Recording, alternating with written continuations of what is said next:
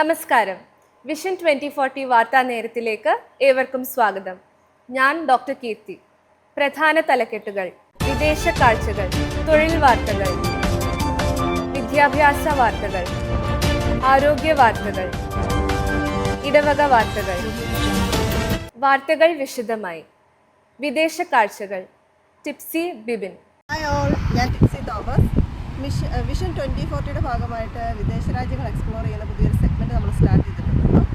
അതിൻ്റെ ഭാഗമായിട്ട് ഞാൻ ഇസ്രായേലാണ് വർക്ക് ചെയ്യുന്നത്. ഇസ്രായേൽ ഒത്തിരി സ്ഥലങ്ങൾ എനിക്ക് നിങ്ങളിലേക്ക് പരിചയപ്പെടുത്താറുണ്ട്. ഇന്ന് ഞാനൊരു ചെറിയൊരു വീഡിയോ നിങ്ങളിലേക്ക് എത്തിക്കാം. പരിശുദ്ധ കന്യാമറിയത്തിൻ്റെ ജന്മസ്ഥലവും വീടും പരിശുദ്ധ കന്യാമറിയം ജനിച്ചു വളർന്ന സ്ഥലമാണ് ഞാൻ നിങ്ങളിലേക്ക് എത്തിക്കുന്നത്. നമുക്ക് വീഡിയോയിലേക്ക് പോകാം. ഈ കാണുന്നതാണ് പരിശുദ്ധ കന്യകാമറിയത്തിന്റെ വീട്. ജെറുസലേമിലാണ് മറിയം താമസിച്ച വീട് സ്ഥിതി ചെയ്യുന്നത്. അന്നത്തെ സാധാരണക്കാരുടെ വീടുകളെല്ലാം ഇത്തരം ഗുഹകളായിരുന്നു. ഭൂമിയിലേക്ക് ഏകദേശം 30 അടിയോളം താഴ്ചയിലാണ് വീടുകളെല്ലാം സ്ഥിതി ചെയ്തിരുന്നത്. യോവാക്കീം അന്ന ദമ്പതികളുടെ മകളായിരുന്നു മറിയം. വിവാഹത്തിന് ശേഷം 20 വർഷം മക്കളില്ലാതിരുന്ന ഇവർ ഒരുപാട് പ്രാർത്ഥിച്ചതിന് ശേഷം ആണ് മാതാവ് ഇവർക്ക് ജനിച്ചത്. മാതാവ് ജനിച്ചതിന് 8-ാം ദിവസം മോശയുടെ വിധിപ്രകാരം ജെറുസലേം ദേവാലയത്തിൽ പോയി 3-ാമത്തെ വയസ്സിൽ ദൈവത്തിന് സമർപ്പിക്കാം എന്ന് മാതാവിന്റെ അപ്പനും അമ്മയും വാഗ്ദാനം ചെയ്തു. അതിനെ തുടർന്ന് 3 വയസ്സ് മുതൽ ജെറുസലേം ദേവാലയത്തിലാണ് മാതാവ് വളർന്നത്. തുന്നൽ, നെയ്ത്ത് എന്നിവ പഠിക്കുകയും ചെയ്തു. മറിയത്തിന് 12 വയസ്സ് പ്രായമാകുന്നതിന് മുൻപ് തന്നെ മാതാപിതാക്കൾ മരിച്ചിരുന്നു. യഹൂദ പാരമ്പര്യം അനുസരിച്ച് 12-ാം വയസ്സിൽ പ്രായപൂർത്തി ആകുമെന്നാണ് വിശ്വാസം. അതുകൊണ്ട് തന്നെ മുന്നോട്ട് അവിടെ താമസിക്കാൻ കഴിയാത്തതിനാൽ അവിടെ കൂടിയിരുന്ന മുതിർന്നവർ മാതാവിനെ വിവാഹം കഴിപ്പിക്കാൻ തീരുമാനിച്ചു. 12 വയസ്സുവരെ മാതാവ് ഈ ഭവനത്തിലാണ് ജീവിച്ചത്. ഈ കാണുന്നതാണ് ഗെത്സമേൻ തോട്ടം. യേശുക്രിസ്തു പൂങ്കാവനത്തിൽ പ്രാർത്ഥിച്ചുകൊണ്ടിരുന്നപ്പോൾ രക്തം വിയർത്തു എന്ന് പറയുന്നത് ഇവിടെ വെച്ചാണ്. കൂടാതെ പട്ടാളക്കാർ യേശുക്രിസ്തുവിനെ വിചാരണയ്ക്കായി പിടിച്ചുകൊണ്ടു പോകാൻ വന്നപ്പോഴും യൂദാസ് ഒറ്റിക്കൊടുത്തതും ഇവിടെ വെച്ച് തന്നെയാണ്. ഗോട്ഷമേൻ എന്ന വാക്കാണ് പിന്നീട് ഗെത്സമേൻ ആയി മാറിയത്. 2000 വർഷങ്ങൾക്ക് മുകളിൽ പ്രായമായ ഒലിവ് മരങ്ങൾ നമുക്കിവിടെ കാണാൻ കഴിയും. അന്നുണ്ടായിരുന്ന ഒലിവ് മരങ്ങളിൽ അധികവും നശിച്ചു പോയെങ്കിലും പലതും ഇപ്പോഴും നിലനിൽക്കുന്നുണ്ട്.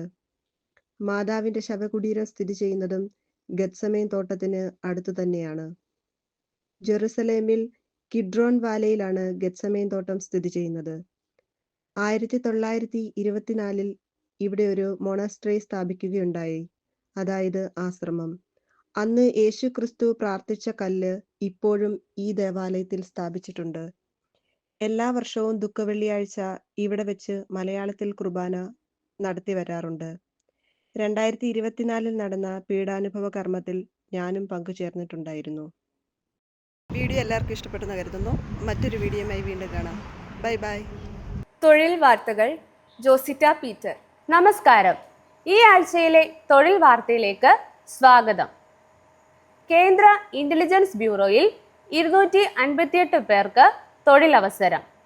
കേന്ദ്ര ആഭ്യന്തര മന്ത്രാലയത്തിന് കീഴിലെ ഇന്റലിജൻസ് ബ്യൂറോയിൽ 258 പേർക്ക് ഓഫീസർമാരായി തൊഴിലവസരം. പ്രായപരിധി 18 വയസ്സ് മുതൽ 27 വയസ്സ് വരെ. വിശദവിവരങ്ങൾ www.mha.gov.in എന്ന വെബ്സൈറ്റിലും www.ncs.gov.in എന്ന വെബ്സൈറ്റിലും ലഭ്യമാണ്. Assistant prison officer, police constable എന്നീ തസ്തികകളിലേക്ക് PSC വിജ്ഞാപനം ഉടൻ. ഗസറ്റ് തീയതി 30/10/2025. അപേക്ഷ സ്വീകരിക്കുന്ന അവസാന തീയതി ഡിസംബർ 3. വിശദവിവരങ്ങൾ കേരള പബ്ലിക് സർവീസ് കമ്മീഷന്റെ ഔദ്യോഗിക വെബ്സൈറ്റിൽ ലഭ്യമാണ്. കെൽട്രോണിൽ വിവിധ തസ്തികകളിലായി 6 ഒഴിവിലേക്ക് അപേക്ഷ ക്ഷണിച്ചു. ഓൺലൈനായി അപേക്ഷിക്കണം. പ്രായപരിധി 36 വയസ്സ്. നവംബർ 2 വരെ ഓൺലൈനായി അപേക്ഷിക്കാം. അപേക്ഷിക്കേണ്ട വെബ്സൈറ്റ് www.keltron.org.in. പുതിയ തൊഴിൽ വാർത്തകളുമായി അടുത്തയാഴ്ച വീണ്ടും കാണാം. നന്ദി. വിദ്യാഭ്യാസ വാർത്തകൾ. ലിൻഡുമോൾ ജെയിംസ്.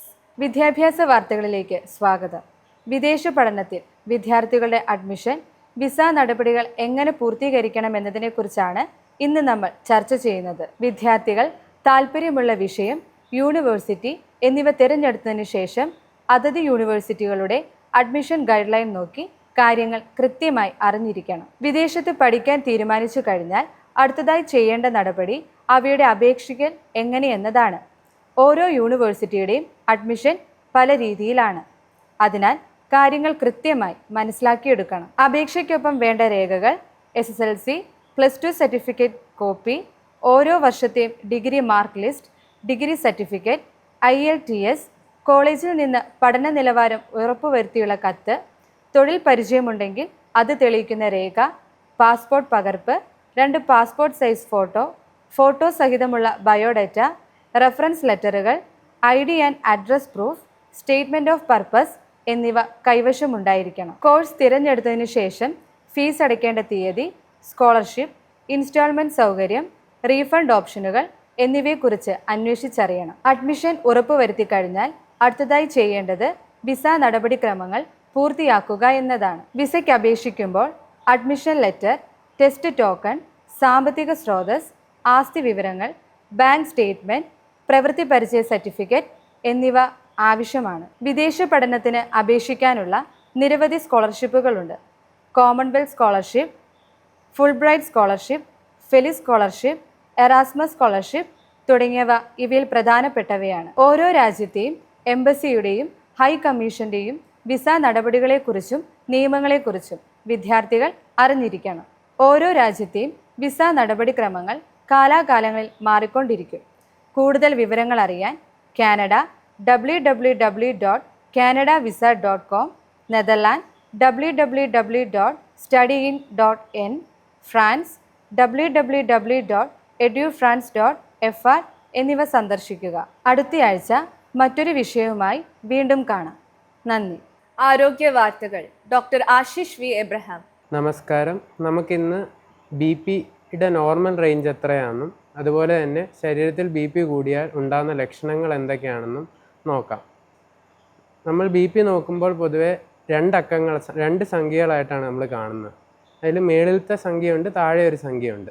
മേളിൽ കാണുന്ന സംഖ്യനെയാണ് നമ്മൾ സിസ്റ്റോളിക് BP എന്ന് പറയുക, താഴെയുള്ളതിനെ ഡയസ്റ്റോളിക് BP എന്ന് പറയുന്നു. സിസ്റ്റോളിക് BP എന്താണെന്ന് വെച്ചാൽ നമ്മുടെ ഹൃദയം കോൺട്രാക്റ്റ് ചെയ്യുകയും റിലാക്സ് ചെയ്യുകയും ചെയ്യുന്നു. കോൺട്രാക്റ്റ് ചെയ്യുന്ന സമയത്ത് നമ്മുടെ ശരീരത്തിലെ രക്തക്കുഴലുകളിൽ ഉള്ള ബ്ലഡ് പ്രഷറിനെയാണ് സിസ്റ്റോളിക് BP എന്ന് പറയുക. നമ്മുടെ ഹൃദയം ഡയലേറ്റ് ചെയ്യുക അഥവാ റിലാക്സ് ചെയ്യുന്ന ടൈമിൽ നമ്മുടെ രക്തക്കുഴലിലുള്ള ബ്ലഡ് പ്രഷറിനെയാണ് ഡയസ്റ്റോളിക് ബ്ലഡ് പ്രഷർ എന്ന് പറയുക. നമുക്ക് ഐഡിയൽ BP ആയിട്ട് നമ്മൾ കാണുന്നത് 120/80 ആണ്. എങ്കിലും ഇതിൽ കുറേ മാറ്റങ്ങൾ ഉണ്ടാവാം. നമ്മുടെ പ്രായത്തിനനുസരിച്ചും അതുപോലെ തന്നെ ഡയൂറിനൽ വേരിയേഷൻ എന്നും പറയും. പ്രായത്തിനനുസരിച്ച് ഉണ്ടാകുന്ന മാറ്റങ്ങൾക്ക് എങ്ങനെയാണെന്ന് വെച്ചാൽ നമ്മൾ പ്രായം കൂടുന്നതനുസരിച്ച്, ഇപ്പോൾ ഉദാഹരണമായിട്ട് 60 വയസ്സിന് മേളിലുള്ളവർക്ക് 120/80 എന്നുള്ളത് ഒരു 130/90 ആയാലും അത് വലിയ പ്രശ്നമുള്ള കാര്യമല്ല.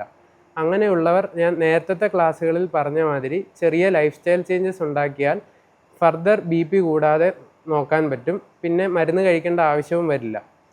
പിന്നെ ഡയൂറിനൽ വേരിയേഷൻ, അതുകൊണ്ട് ഉദ്ദേശിക്കുന്നത് നമ്മൾ പൊതുവേ രാവിലെ എണീക്കുമ്പോൾ BP ചെക്ക് ചെയ്യുമ്പോൾ പൊതുവേ ഇച്ചിരി കുറവായിരിക്കും.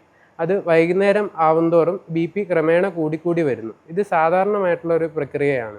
ഇനി നമുക്ക് ശരീരത്തിൽ ബ്ലഡ് പ്രഷർ അധികമായി കഴിഞ്ഞാൽ അത് ശരീരത്തിൽ എന്തൊക്കെ ലക്ഷണങ്ങൾ ഉണ്ടാകുമെന്ന് നമുക്ക് നോക്കാം. ശക്തമായ തലവേദന, പിന്നെ ഛർദ്ദിക്കാൻ ഉള്ള തോന്നൽ, മൂക്കിൽ നിന്ന് തുടർച്ചയായി രക്തം വരിക, പിന്നെ ശ്വാസം എടുക്കാൻ ബുദ്ധിമുട്ടുണ്ടാവുക, നെഞ്ചിടിപ്പിൽ മാറ്റമുണ്ടാവുക, ചെവിക്കകത്ത് ശബ്ദം കേൾക്കുക, തലകറക്കം എന്നിവയൊക്കെയാണ് ഇതിൻ്റെ സിംറ്റംസ്. ഈ സിംറ്റംസ് പല രോഗങ്ങൾക്കും വരുന്നതാണ്. അതുകൊണ്ട് തന്നെ നിങ്ങൾക്കോ അല്ലെങ്കിൽ നിങ്ങളുടെ കൂടെയുള്ളവർക്കോ ഈ സിംറ്റംസ് ഉണ്ടെങ്കിൽ അത് സ്വയം ഡയഗ്നോസ് ചെയ്യാണ്ട് നിങ്ങൾ അടുത്തുള്ള ആശുപത്രികളിലോ ക്ലിനിക്കിലോ ചെന്ന് ഒരു മെഡിക്കൽ പ്രൊഫഷണൽ അഥവാ ഒരു ഡോക്ടറിനെ കണ്ട് ഇത് എന്തുകൊണ്ട് വന്നു, ഇത് BP കാരണമാണോ എന്നതിനെപ്പറ്റി ഡോക്ടർ ചെക്ക് ചെയ്യുന്നത് വഴി അത് ഡയഗ്നോസ് ചെയ്യുകയും അത് കൃത്യമായിട്ട് ട്രീറ്റ് ചെയ്യുകയും ചെയ്യാൻ പറ്റും. കാരണം ഈ സിംറ്റംസ് വേറെ പല രോഗങ്ങൾക്കും വരാം. അതുപോലെ തന്നെ BP കൂടുന്നതും വേറെ പല കാരണങ്ങൾ കൊണ്ടുമാവാം. അപ്പോൾ അത് കൃത്യമായി ഡയഗ്നോസ് ചെയ്ത് കൃത്യമായി ട്രീറ്റ് ചെയ്യേണ്ടതായിട്ടുണ്ട്. അപ്പോൾ നിങ്ങൾ സ്വയം ഡയഗ്നോസ് ചെയ്ത് സ്വയം ട്രീറ്റ് ചെയ്യാതിരിക്കുക.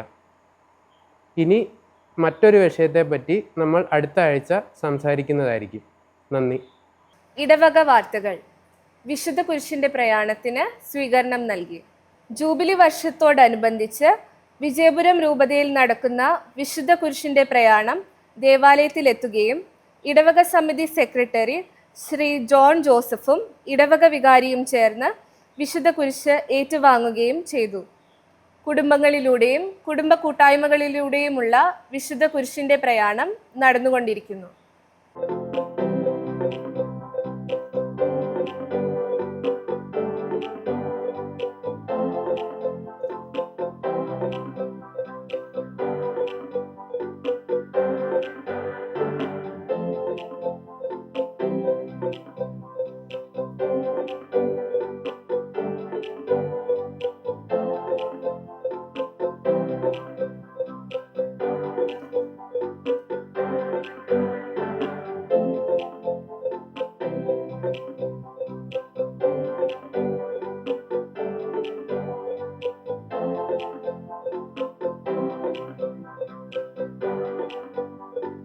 ഈ ആഴ്ചയിൽ നടന്ന കുടുംബ കൂട്ടായ്മ പ്രാർത്ഥനായോഗം. ഓൾ സെയിൻസ് പാരമ്പുഴ കുടുംബ കൂട്ടായ്മ പ്രാർത്ഥനായോഗം ശ്രീ യോഹന്നാൻ ജോസഫ് മാടപ്പള്ളിയുടെ വീട്ടിൽ വെച്ച് നടത്തപ്പെട്ടു.